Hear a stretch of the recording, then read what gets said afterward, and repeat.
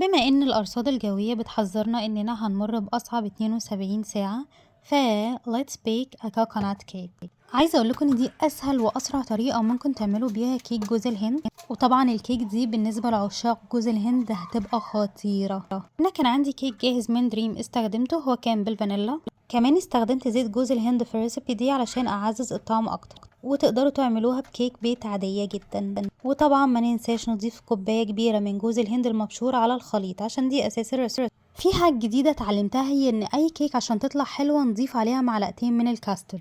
ده حقيقي الهاك دي بتاخد الكيك في حتة تانية خالص. وهنعمل ميكس كويس قوي، وبعد كده هننزل بالخليط السائل اللي احنا عملناه في الخلاط على الخليط الجاف. بعد كده هنجهز صينيتنا وهنحط فيها المادة الدهنية. انا هنا ما صورتش الجزئية دي، بس انا كنت اوريدي حاطة مادة دهنية في الصينية. هننزل بالخليط بتاع الكيكة كله في الصينية. والخطوة الأخيرة بقى اللي بتفرق جدا هي ان احنا هنحط كوباية كبيرة برضو من جوز الهند المبشور على وش الصينية. وقولولي ممكن يكون في ايه احلى من اننا نعمل كيك في الجو المتلج ده، وكمان ريحة الكيك تبقى مالية البيت كله. وبكده يكون عندنا احلى كوكونات كيك، والف هنا.